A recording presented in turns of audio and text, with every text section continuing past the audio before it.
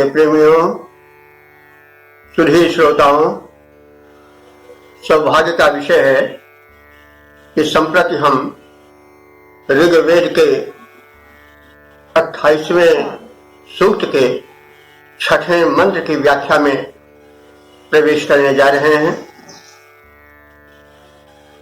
यह मंत्र अनुष्टुप छंद में निबद्ध है।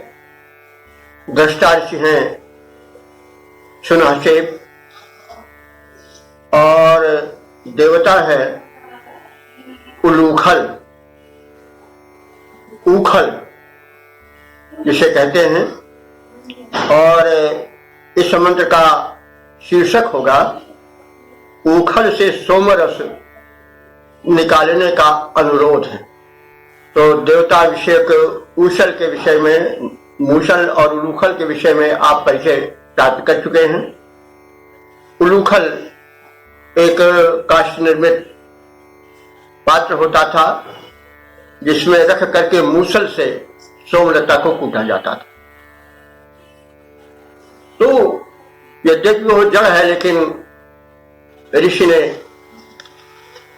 भाव जगत में जड़ चेतन के भेद को समाप्त करके सर्वत्र परमात्मा दर्शन का संदेश दिया है।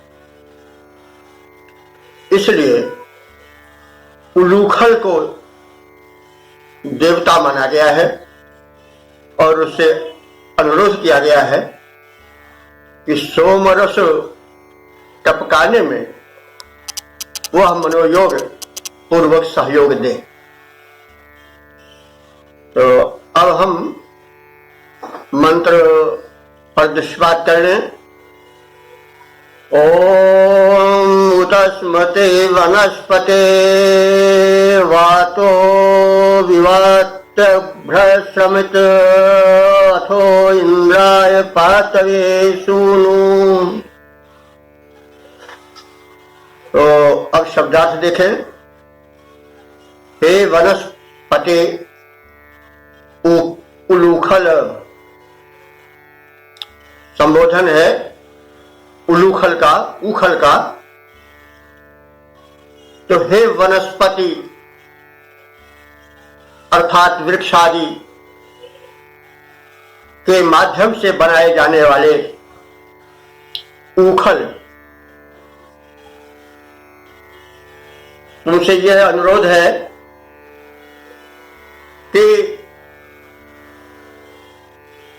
सोमरस निष्पादन करो, टपकाओ। वातावरण अनुकूल है। उत माने और, ते अग्रे तुम्हारे सामने, इत माने ही, वातः पवन, विभाति बह रहा है। तो पवन के बहने से तात्पर्य है कि श्रम करोगे तो पवन श्रम निवारण करेगा। और पवन का गुण है ध्वनि विवर्धन। तो यह पवन बह करके तुम जो स्वर करोगे कूटते समय उसका विवर्धन करेगा, उसको चारों ओर फैलाएगा, साथ ही तुम्हारा श्रम हरण भी करेगा। तो इस प्रकार से उतते अग्रे इत वातः विवाति स्म, तुम्हारे ही आगे यह वात, यह समीर विवाति प्रवाहित हो रहा है, संचरित हो रहा है। तो अथो इंद्राय पातवे सुमम सूम, अथो माने अब, यानी इस वातावरण में, इस शुभ अवसर पर इंद्राय पातवे, इंद्र शब्द का ही इंद्राय चतुर्थी में हुआ है। तो इंद्र उपास्य देव हैं। तो उन इंद्र के लिए संप्रदान प्रयोजनार्थ में चतुर्थी होती है। तो इंद्राय, इंद्र के लिए पातवे उनका विशेषण है इंद्र का। अब पातवे शब्द पा धातु से बना है। पा पाने रक्षणे, इन दोनों में प्रयुक्त धातु है। तो पातवे माने संरक्षण करने वाला भी हो सकता है, पा धातु से पा रक्षणे, और पा पाने माने पीने का में भी धातु लगती है, इसलिए पातवे माने पीने के लिए भी हो सकता है और संरक्षण के लिए भी हो सकता है। तो उस इंद्र को पीने के लिए अथवा संरक्षण प्रदान करने वाले इंद्र के लिए, दोनों अर्थ लग सकता है। तो अथवा माने अब इस वातावरण में इंद्राय पातवे, इंद्र के पानी के लिए, सोमम सोमरस को सूनु टपकाओ, निकालो, क्योंकि ऊखल के माध्यम से ही तो सोमरस निकलता है, सोमलता कूटी जाती है। तो इस प्रकार से उलूखल को समर्पित इस मंत्र का अर्थ यह है कि हे वनस्पति विनिर्मित ऊखल, तुम्हारे सामने से ही समहारी समीर संचरण कर रहा है।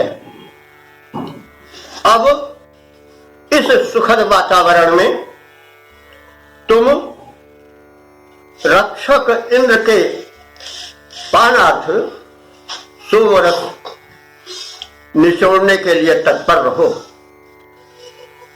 क्योंकि इंद्र उपास्य हैं। सोमरस चोड़ने में तुम्हारी प्रधान भूमिका है और तुम्हारे सक्रिय रहने से सोमरस सुंदरता से निकल सकेगा, इसलिए तुमसे कथित प्रार्थना की गई। तो इस प्रकार शब्दार्थ और व्याख्या से परिचय प्राप्त करने के पश्चात अब हम इसके छंदोबद्ध रूप को देखेंगे। हे काष्ठ विनिर्मित ऊखल, हे काष्ठ विनिर्मित ऊखल, अब अपना प्रशस्त व्यवहार करो, अपना प्रशस्त व्यवहार करो, उस इंद्र रूप परमेश्वर के हित सोम स्वरस तैयार करो, सोम स्वरस तैयार करो। यह सोम स्वरस दिव्यौषध रस, यह सोम स्वरस दिव्यौषध रस अतिशय प्रिय अति गुणकारी है। इसके द्वारा होती विनष्ट व्याधियां हमारी सारी हैं। चल रहा पवन धीरे धीरे, चल रहा पवन धीरे धीरे, जो सुखद और श्रमहारी है। अब सोम सरस तैयार करो, नवजीवन प्रद हितकारी है, नवजीवन प्रद हितकारी है। अर्पित करके परमेश्वर को, अर्पित करके परमेश्वर को सुख पाऊं यह उपकार करो, सुख पाऊं यह उपकार करो। हे काष्ठ विनिर्मित ऊखल, अब अपना प्रशस्त व्यवहार करो, उस इंद्र रूप परमेश्वर के हित सोम स्वरस तैयार करो, यह सोम स्वरस तैयार करो। वेद प्रेमियों, सुधी श्रोताओं, अब हम सब ऋग्वेद के प्रथम मंडल के 28वें सूक्त के 7वें मंत्र की व्याख्या में प्रवेश कर रहे हैं। यह मंत्र गायत्री छंद में निबद्ध है। दृष्टा ऋषि हैं सुनाशेप और देवता हैं ऊखल और मूसल। देवद्वय ऊखल मूसल। शीर्षक है ऊखल मुखल, ऊखल मूसल से सोमरस निकलती ध्वनि। तो उखल और मूसल के स्वरूप को थोड़ा जान लें। उखल ओखली है जिसमें सोमलता रखी जाती है, और मूसल वह उपकरण है कि जो कि सोमलता को कूटने में प्रयुक्त होता है। तो जब ये कूटे जाते हैं उस समय, यानी जब ये कूटते हैं सोमलता को, उस समय जो ध्वनि निकलती है वो बड़ी प्यारी ध्वनि होती है, ऋषि को बहुत भाती है। इसलिए वह उस ध्वनि के माधुर्य को सुनने की इच्छा से इन दोनों उपकरणों मूसल और उखल की प्रार्थना करता है। मंत्र इस प्रकार से है, ओम आयजी वाज सातमा ताह्युच्चावजभृत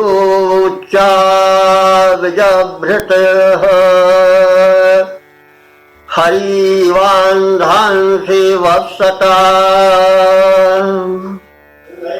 शब्दार्थ देखें। आयजी, आयजी कहते हैं यज्ञ के साधन भूत। यह विशेषण है उखल और मूसल का, और आगे विशेषण जो है वो बाज सातमा है। बाज अन्न को कहते हैं और सातमा माने प्रदायक। तो ये जो उखल और मूसल हैं ये आयजी हैं, अर्थात यज्ञ के संपादन में सुखद सुलभ साधन भूत हैं। और बाज सातमा है, बाज अन्न, सातमा माने प्रद, और इनके माध्यम से अन्न निकलता है। जब कोई भी अन्न कूटा जाता है तभी तो खाद्य योग्य हो पाता है। शाल है, धान है, जब मूसल उखल से कूटा जाएगा तभी तो उससे चावल निकल पाएगा। तो इस अर्थ में इन्हें कहा गया है कि वाज सातमा, तुम दोनों अन्न को भक्ष्य करने योग्य बनाते हो, इसलिए तुम वाज सातमा हो। और यह भी आशय निकल सकता है कि तुम सोमरस ऐसे दिव्य औषधीय पदार्थ को निकालते हो पेय रूप में, तो इससे वर्षा का जो देवता है इंद्र पान करके फिर अत्यंत तुष्ट होता है और वृष्टि होती है। तो पर्यानाद अन्न संभवा, वृष्टि से ही अन्न की उत्पत्ति होती है। तो यह आशय भी निकाला जा सकता है। तो हे उखल और मूसल, तुम दोनों अन्न के साधन हो, यज्ञ निष्पादन के प्रधान भूत यंत्र हो, साधन रूप में हमारे सामने उपस्थित रहते हो। और तुमसे जो ध्वनि निकलती है वो बड़ी सुमधुर लगती है, बड़ी प्यारी लगती है। उसके लिए दृष्टांत दे रहा है ऋषि कि वो कैसी है कि अंधांश, अंधांश कहते अंध कहते अन्न को, अंधस, तो अंधांश माने अन्नों को। तो अन्न कौन है? चणक आदि, चने आदि। तो अंधांश वस्पता, अंधांश वत्सता, यानी अन्नों को भक्षण करते हुए। वत्सता माने भक्षण रत, चर्वण करते इसमें। हरि, हरि माने दो घोड़े। किसके दो घोड़े? इंद्र के दो घोड़े। तो जो मूसल और उखल से प्यारी ध्वनि निकलती है, वो ऋषि को इस प्रकार से प्रतीत हो रही है कि वो ध्वनि वैसी लगती है कि जैसे जब इंद्र के दोनों श्रेष्ठ घोड़े चने आदि अन्नों को चबाते हैं तो उस चरवण काल में जो ध्वनि निकलती है जैसे वो सुंदर और बड़ी ही प्यारी होती है, रुचिकर होती है, वैसे ही जब तुम दोनों रस निकालने में सोमलता को कूटते हो तो वो ध्वनि भी बड़ी प्यारी लगती है। उसकी उपमा क्या है? अन्न भक्षण रत इंद्र के दो घोड़ों के मुख से चरवण काल में निकलती हुई प्रिय ध्वनि की भांति ही मधुर होती है, यह कहना चाहता है। यानी ध्वनि के माधुर्य की ओर ध्यान आकर्षित करना चाहता है। तो दोनों ऊषण और मुखल की तेज ध्वनि बड़ी ही रुचिकर है। उच्चा विजर्भिता, वो उच्च स्वर से ध्वनित होती है। तो इस प्रकार से ऊषण और मुखल या मूसल के द्वारा सोमलता कूटते समय जो सुमधुर ध्वनि होती है वह इंद्र के दोनों घोड़ों की उस ध्वनि की समानता रखती है जो उनके दोनों घोड़े चने आदि अन्नों को चरवण करते समय निकालते हैं। तो इस प्रकार से ध्वनि की प्रशंसा करने वाले इस मंत्र के सपाट अर्थ को देख लें। हे अन्नदाता, यज्ञ के साधनभूत दोनों खोखल और मूसल, तुम बड़ी प्रिय ध्वनि करते हो। जिस प्रकार चने आदि अन्नों का चरवण करते समय इंद्र के दोनों घोड़े उच्च स्वर से निनाद करते हैं, ध्वनि करते हैं, उसी प्रकार तुम दोनों सोम रस निष्पादन काल में तुम ध्वनि करते हो, जो कि बड़ी प्यारी लगती है। तो ध्वनि प्रशंसन हुआ और इसके पश्चात हम इसका छंदोबद्ध रूप देखें। ऊखल मूसल तुम दोनों ही, ऊखल मूसल तुम दोनों ही अति उपयोगी हितकारी हो। कूटते कूटते अन्न रस सोम काढ़ते दोनों बारी बारी हो। कूटते अन्न रस सोम काढ़ते दोनों बारी बारी हो।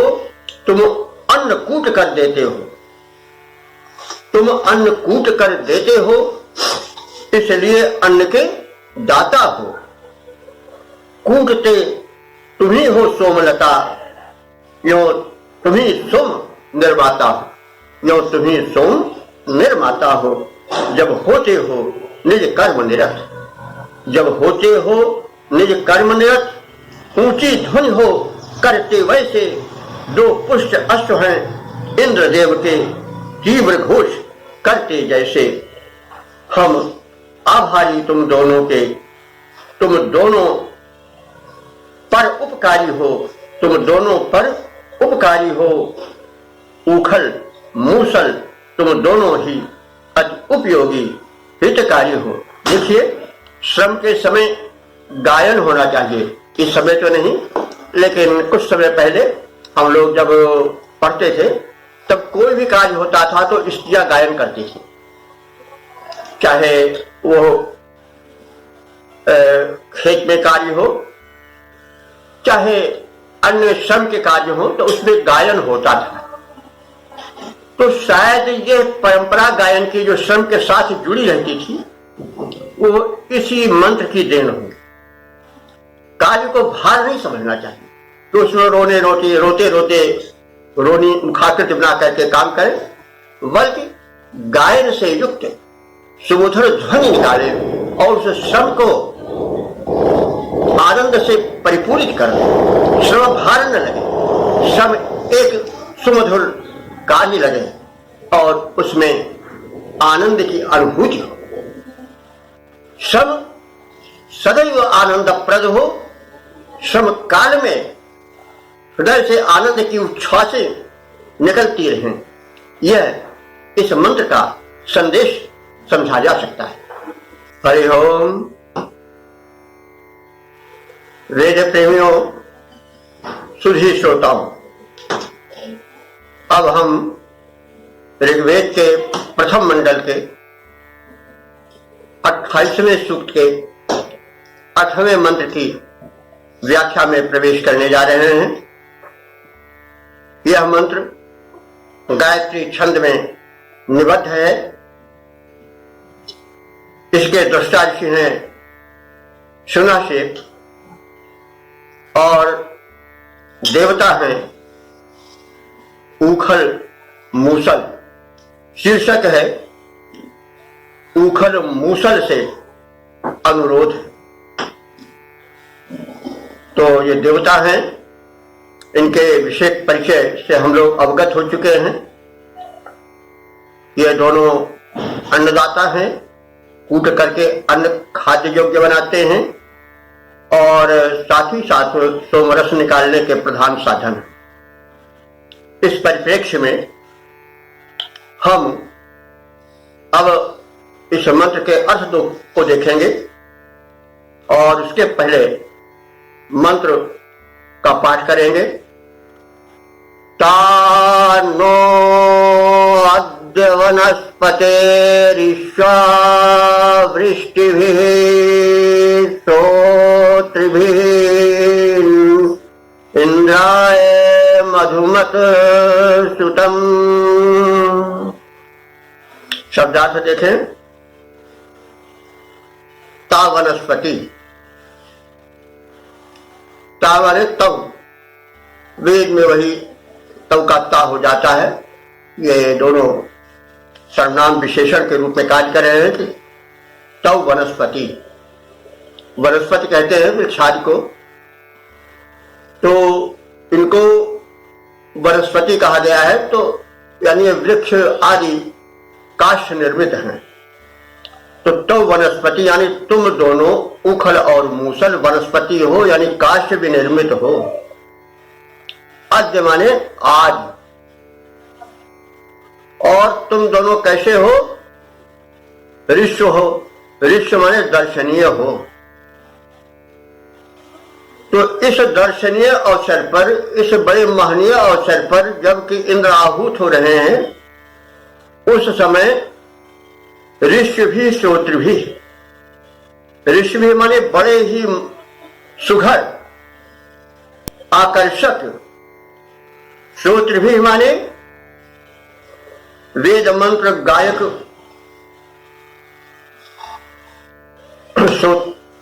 श्रोताओं को आकर्षित करने वाले ऋषियों और गायकों के द्वारा बड़े ही मनोरम स्तोत्र प्रस्तुत किए जा रहे हैं। तो ऋष्य भी श्रोत्र भी बड़े ही मनोहर आकर्षक होताओं द्वारा,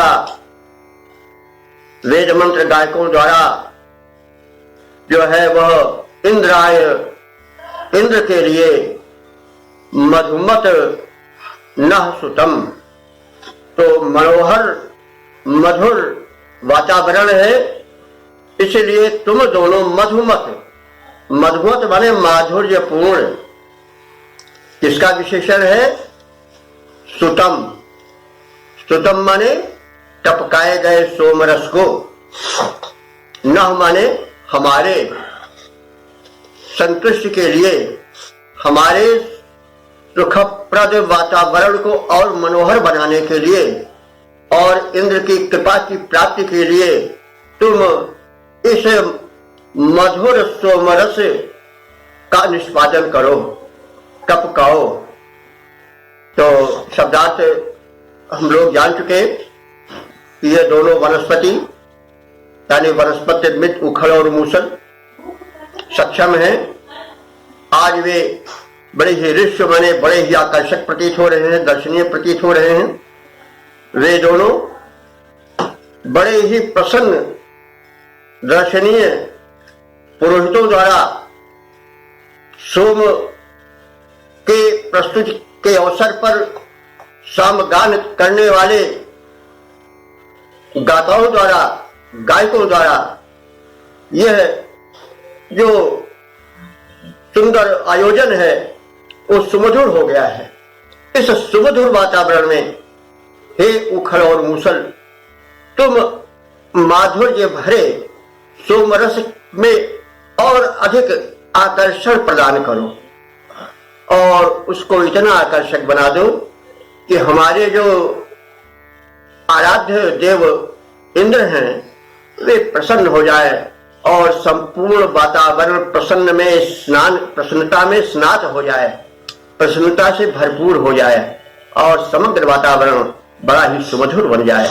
क्योंकि यज्ञ, चाहे जीवन यज्ञ हो, चाहे कोई कर्म यज्ञ हो, जब उसमें मधुरता व्याप्त हो जाती है तभी उसका आकर्षण हो पाता है।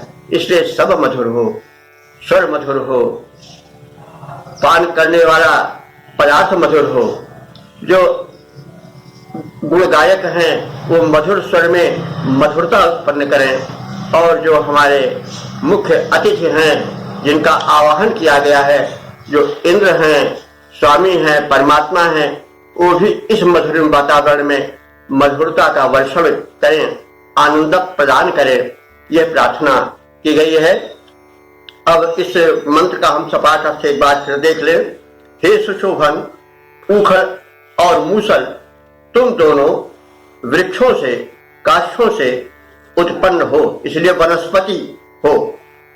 आज इस शुभ यज्ञ के आनंदपूर्ण महोत्सव में जो धूम मची है उसमें तुम सरसता लाओ और साम गायक मधुर गायन कर रहे जो इस समय गायक हैं वे भी मधुरता का वर्षण कर रहे हैं। इसमें देवराज इंद्र आहूत हैं, उनके पानाथ तुम दोनों मधुर सोमरस निकालो और मधुरता को भी अधिक मधुर बना दो और समग्र वातावरण हमारा कर्म यज्ञ मधुरता से परिपूर्ण हो जाए। बना मधुर मेरा जीवन। तो इस प्रकार से मधुर की उपासना की गई है कि जो हमारा जीवन हो, जो हमारा कार्य हो, जो हमारा कर्म यज्ञ हो, उसमें भार ना अनुभव हो, वो मधुर से मधुर बनता जाए। यह संदेश इस मंत्र में दिया गया है। अब इस मंत्र के हम छंदोबद्ध रूप को भी देख लें। वृक्षोत्पन्न उखल मूसल, वृक्षोत्पन्न उखल मूसल, तुम बड़े सुशोभन हो प्यारे, तुम बड़े सुशोभन हो प्यारे, तुम दिव्य रसायन सोम सरस को सदा निकाला करते हो। शुभ यज्ञ महोत्सव में दोनों नवजीवन डाला करते हो। शुभ यज्ञ महोत्सव में दोनों नवजीवन डाला करते हो। आमंत्रित इंद्र देवता के पानाथ सोमरस टपकाओ। हर शाम गान हो रहा मधुर, हर शाम गान हो रहा मधुर। तुम मधुर व्यवस्था कर जाओ, तुम मधुर व्यवस्था कर जाओ। हो इंद्रदेव संतुष्ट परम परिपूर्ण मनोरथ हो सारे, परिपूर्ण मनोरथ हो सारे। वृक्षोत्पन्न उखल मूसल, तुम बड़े सुशोभन हो प्यारे, तुम बड़े सुशोभन हो प्यारे। ओम हरि ओम। ओम वेद प्रेमियों, प्रियात्मन श्रोताओं, अब हम ऋग्वेद के प्रथम मंडल के 28वें सूक्त के 9वें मंत्र की व्याख्या में प्रवेश करने जा रहे हैं। यह मंत्र इस सूक्त का समापन वाला मंत्र है। तो इस मंत्र के जो दृष्टा ऋषि हैं वो आदिगर्ग, सुनासेप, देवरात वैश्वामित्र हैं। छंद गायत्री है और देवता सोम है। कुछ लोग हरिश्चंद्र को भी ऋत्विक रूप में माने हैं, शालाचार्य ने हरिश्चंद्र को ऋतुज रूप में संकेतित किया है, यद्यपि हरिश्चंद्र का नाम कहीं मंत्र में नहीं। तो हम इस मंत्र का शीर्षक सोम रखेंगे अथवा ऋतुज से अनुरोध ऐसा रखेंगे।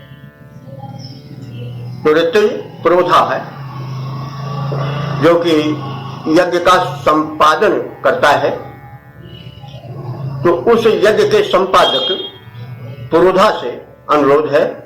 अब संपादक के रूप में शालाचार्य ने हरिश्चंद्र को रख दिया है। तो अब हम क्या अनुरोध ऋषि यज्ञ निष्पन्न करता ऋतुज से कर रहा है, इससे संबंधित मंत्र का पाठ करेंगे। मंत्र इस प्रकार से है। ओम उच्छिष्टम चमोर्भर सोमं पवित्रम आसृज निधेहि गोरधि त्वचि। शब्दार्थ जाने। चमोह, चमस कहते हैं वह पात्र जिसमें सोमरस प्रस्तुत किया जाता था पानार्थ। चम्मच, शायद उसी से चमचा शब्द विकसित हुआ हो, संभव है। तो उसी चम्मच का चमह चम्मोह षष्ठी में हो गया है। तो चम्मच माने पान पात्र, विशिष्ट पान पात्र में सिस्टम माने अवशिष्ट जो बचा हुआ है उसको आभर, हे ऋतुज भर दो। किसमें? चमस में, पान पात्र में। और सोमम पवित्रम आसृज, और सोमम माने उस सोम रस को, पवित्र माने पवित्र अथवा पवित्री भी कहा जाता है, जो कुश से निर्मित छन्नी होती है, यह अर्थ करना अधिक उपयुक्त होगा। तो पवित्र यानी कुश से निर्मित पवित्र छन्नी में छलने के लिए रखो। और गोह त्वच अधिनिधे, गोह, अब गो शब्द है, गो के कई अर्थ होते हैं। गो माने पृथ्वी भी होता है, गो माने गाय भी होता है, गो माने वाणी भी, कई अर्थ गो शब्द देता है। तो गो त्वचि, त्वचि कहते हैं त्वचा को। तो शालाचार्य मीमांसक थे, तो उन्होंने अपने हिसाब से अर्थ किया है। उस सोमरस के निकालने के पश्चात जो उसका अवशिष्ट बच जाता है, उसको गो निर्मित वस्त्र पर रख दो। और लेकिन जब यज्ञ को अध्वर कहा गया है, तो वहां गो चर्म लाया जाए, बिछाया जाए और उस पर पवित्र सोमरस को रखा जाए, यह उतना उचित हमारे दृष्टिकोण से नहीं लगता है। इसलिए हम गो का अर्थ यहां पृथ्वी करेंगे। और त्वच माने त्वचा, तो पृथ्वी के ऊपर जो त्वचा रूप में पवित्र वस्त्र बिछाया जाए, तो ये अलंकारिक वर्णन है। जैसे शरीर को संरक्षित कौन करती है? त्वचा। तो त्वचा ढीली नहीं है, उसी से शरीर में चमक आती है, त्वचा ढीली पड़ जाती है, मामला शरीर का सौंदर्य समाप्त हो जाता है। तो जो पृथ्वी पर त्वचा रूप में रेशम आदि के या जो कुछ निर्मित चटाई आदि है वो बिछाई गई है, वही उस भूमि की त्वचा होगी। स्पष्ट है? तो वही उस भूमि की त्वचा हो गई। इसलिए गोह माने भूमि के ऊपर जो त्वचावत विद्यमान आवरण है, कौशे का हो, रेशम का हो या कुश निर्मित हो, उस पर तुम उस अवशिष्ट को जो सोमरस के टपकाने से बचा है रख दो। तो हे ऋत्विज, आप यह कार्य संपादन करो कि पहले चमस में जो सोमरस है उसको स्थापित करो, फिर उसको पवित्र छलनी से उस बर्तन से ढाल करके छानो, उस पात्र से जिसमें भरा गया है उससे ढाल करके फिर उस सोमरस को छान लो। और छानने के पश्चात जो खूंझा जिसको हम कहते हैं अवशिष्ट बचे, उसको पृथ्वी पर जो पवित्र बिछौना है, आवरण है, उस पर रख दो। तो यह एक प्रक्रिया है जो यज्ञ संपादन के काल में होती है। तो इस को हम इस प्रकार से भावार्थ रूप में जान लें कि हे ऋत्विज, हे यज्ञ के संपादक पुरोधा, दोनों पात्रों में अवशिष्ट सोमरस को उठा लो, उसे छन्ने पर रखकर छानो, टपकाओ, ताकि वो सूक्ष्म और अत्यधिक उपयोगी बन जाए, सुस्वादु बन जाए। और तत्पश्चात जो खूंझा रूप में अवशिष्ट बचे उसको पृथ्वी पर बिछाए गए आवरण पर, वस्त्र आदि पर रख दो। तो इस प्रकार से यह सोमरस निकालने के पश्चात जो अंतिम प्रक्रियाएं होती हैं उसकी ओर संकेत किया गया है इस मंत्र में। और ऋत्विज को संबोधन करके यह बात कही गई है, क्योंकि यज्ञ का संपादन तो ऋत्विज ही करता है, ऋषि ने उसे निर्देश दिया है। तो अब हम इस मंत्र के व्याख्या छंदोबद्ध रूप में जो की गई है उस पर विचार कर लें, उसे देख लें। हे ऋत्विक गण, इस प्रकार से सुघर व्यवस्था करिए। हे ऋत्विक गण, इस प्रकार से सुघर व्यवस्था करिए। दो पात्रों में बचा सोमरस, दो पात्रों में बचा सोमरस उसे यहां पर लाओ, छन्ने के ऊपर रख करके फिर विधिवत टपकाओ, छन्ने के ऊपर रख करके फिर विधिवत टपकाओ। जो अवशिष्ट उसे फिर धरती के तल पर धरिए, जो अवशिष्ट उसे फिर धरती के तल पर धरिए। हे ऋत्विकगण, इस प्रकार से सुघर व्यवस्था करिए ताकि यज्ञ बड़ा ही सुंदर हो, बड़ा ही दर्शनीय हो और भव्यता प्रद हो, और जो हम प्रस्तुत करें उसको अधिक से अधिक सुंदर और पवित्र बना करके प्रस्तुत करें, ताकि सौंदर्य ही सौंदर्य हो, माधुर्य ही माधुर्य हो, आनंद ही आनंद हो। और जो आहूत वहां पर अतिथि हैं, मुख्य अतिथि हैं, प्रधान देव हैं, वो संतुष्ट हो और हमने कितने मनोयोग से अपना कार्य किया है, उसमें कितना हर्ष का सम्मिश्रण है, ये पूर्ण रूप से परिचित हो जाए। तो इस प्रकार से हम इस 28वें सूक्त के संक्षिप्त व्याख्या के उपरांत इसके जो प्रतिपाद्य सारांश है उसे प्रस्तुत करेंगे। जैसा पहले कहा जा चुका है, यह ऋग्वेद का जो है वह प्रथम मंडल का 28वां सूक्त है। इसमें कुल 9 मंत्र हैं। मंत्र में गायत्री छंद और अनुष्टुप छंद का प्रवेश है, उसमें निबद्ध है मंत्र। गायत्री छंद 24 वर्णीय होता है और अनुष्टुप छंद 32 वर्णीय होता है। और इसके ऋषि हैं आदिगत, सुनाशेप, देवरात, वैश्वामित्र, सूक्त में जो है वो जैसा पहले कहा गया है 9 मंत्र हैं। छंद 1 से 6 तक अनुष्टुप, 7 से 9 तक गायत्री, 24 वर्ण वाला।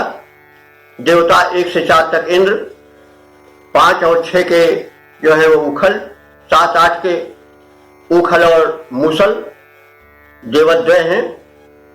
9वें को सोम अथवा ऋत्विज के रूप में देवता रूप में प्रस्थापित माना जा सकता है। तो सूक्त में जो है वो जैसे पहले बताया गया है 9 मंत्र हैं। अब तक जो मंत्र संख्या है वह 321 हो चुकी है।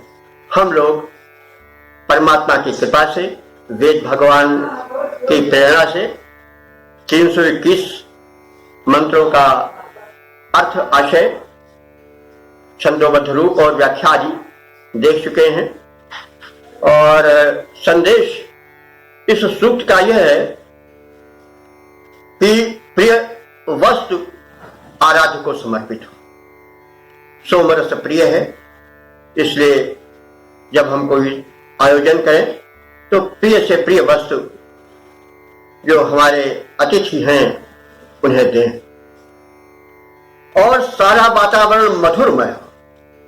हमारा जो महोत्सव है वो भार न हो।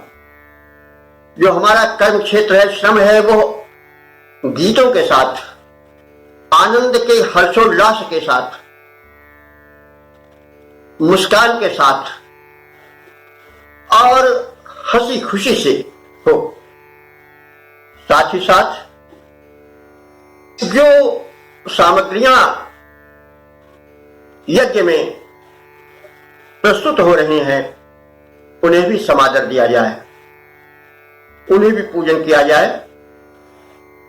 आज भी हम देखते हैं कि जब हमारे यहाँ यज्ञ होता है तो उस याज्ञिक परंपरा, वैदिक परंपरा के अनुसार जो कलश है स्थापित किया जाता है, उसकी भी आरती की जाती है। जो पुस्तक है, भागवत की हो या पुराण की हो, कोई भी हो, उसकी भी आरती की जाती है। और जो देव हैं उनकी तो आरती की ही जाती है। तो मूखल, ऊसल और मूसल, जिसको ओखली और मूसल कहते हैं, वो प्रधान यहां पर माने गए हैं, क्योंकि दिव्य सोमरस वही निकालते हैं और उन्हीं के माध्यम से जो समाहूत देव हैं वे पान करके सोमरस का प्रसन्न होते हैं।